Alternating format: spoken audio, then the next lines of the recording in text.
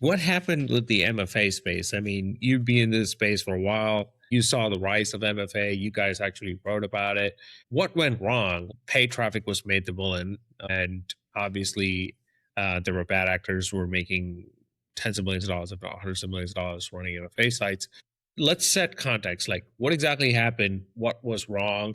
And is all paid traffic bad? What's your current opinion about what MFA is today? Yeah, when we first started writing about it, it was very narrow scope. We're talking about sites that buy the majority of their traffic through arbitrage on Facebook or native widgets, like the vast majority. And when they do, there's an excessive ad experience that's not observable when you go directly for the most part. So it was like actively misleading. That's the scope of how we started, and that's very different to your point than is all traffic. We've been saying that all buying traffic is bad. We worked with various stakeholders to come up with like a rough criteria for what is MFA, and at least what we could agree on is that like should be arbitrage should be a minimum requirement for that.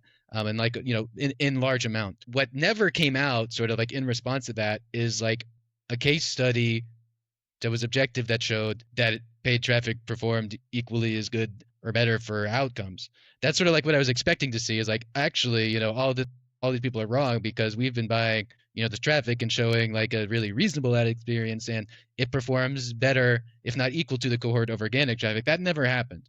That's sort of like that counterbalancing force never dropped. And it makes one wonder if it's because the results were good or just no one really cared to because they sort of like the actual problem space, the abusive publishers who would rely on arbitrage to deliver like misleading ad experiences just sort of like got out of the game. They're shifted elsewhere.